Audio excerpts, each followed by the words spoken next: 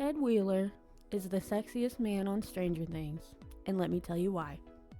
Now, I've seen a lot of hate for Ted Wheeler online, so I just want to take a minute to give him his flowers. But before I even start, I do want to address the elephant in the room. My one knock against Ted Wheeler, which actually was retconned in season 5, so I'm not even sure if it still counts, but I'm going to address it. In season 1, they allude to Ted being like 9 years older than Karen. I definitely don't love that.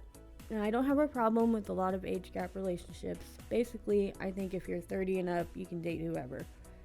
But when it comes to someone in their late teens, early 20s, dating someone in their late 20s, early 30s, I just don't like it because I feel like they're in two different stages of life.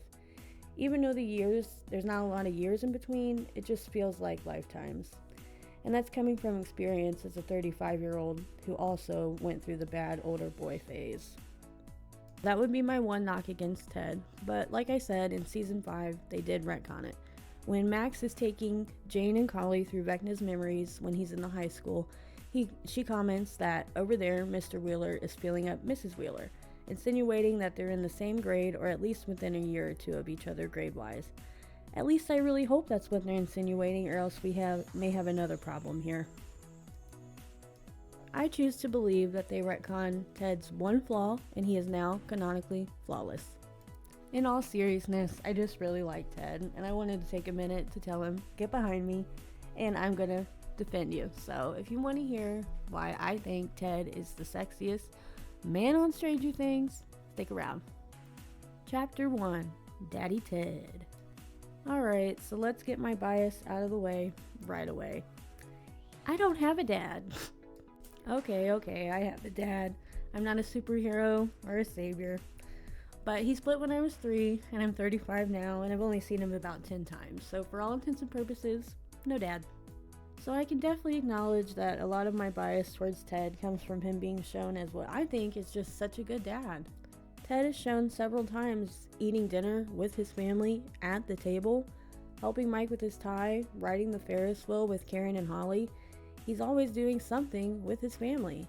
And I have seen a lot of people say that he's checked out and cite him always being asleep on the lazy boy. But I just have to say, and it may just be because the bar is in hell, but the fact that he's sitting at the table at all and is falling asleep in front of the TV at night and he's not yelling, he's not drunk, he's not fighting anyone, I mean, he's doing pretty good. Unfortunately, the men I did have in my life definitely didn't give a shit enough to sit down with us at family dinner. They were hardly ever around. And if they did, well, all they would do is complain about the food and point out every single thing that my grandma did, quote unquote, wrong. So it was better if they just weren't there at all, honestly. So Ted just being a little spaced out at dinner, again, I know the bar is in hell, but I would have loved to have my dad sitting there, even if he was totally in space. And I hate to defend a man, but I do have to ask, everyone talks about Ted being so checked out of the relationship. Well, when's the last time, Karen talked to Ted, communicated with him, asked him how he was, any of that, A relationship is a two-way street at the end of the day. And I do always think it's funny that people clown on him for always falling asleep. And I'm just like, excuse the fuck out of him for being tired when he works 40 plus hours, all week. And Nancy even tells Jonathan that he makes 6 figures, and that's in the 80s. And he still makes time to sit down at dinner with his family every night. And I don't know, guys, I'm feeling pretty proud of Ted. And Karen, she has time to be around for the kids and wait on them hand and foot whenever they need her. And she also has time to do whatever she needs to do in her free time. Which brings me to my next point. Chapter 2. Ted never tried to cheat on his wife with a teenager. So while Ted's at the office providing for his family, here comes Karen, sniffing around the local pool for a teenager. If I was Lucas, Dustin, or Will's mom, I would be seriously concerned about Karen having access to my son in her basement, alone. And I will never understand why the show keeps continuously trying to push Karen down our throats like she's some kind of hero to us, when if she was a man and Billy was a girl, she'd be the most hated character on the show. But since she's a woman, we're supposed to be like, yeah, get it, girl. No thanks. He's a teenager. She's married. Hello. In the finale, the whole time she's at the graduation scene, I just kept thinking, mothers, stand up. Get her away from your sons.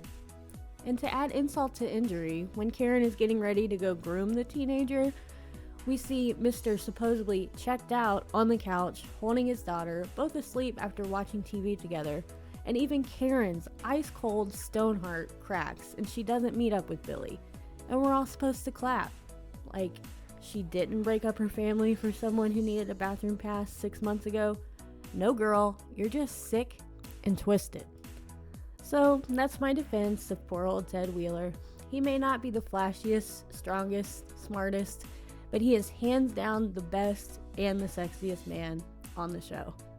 Well, thank you for listening to this silly little video, and I will see you in the next one. Bye!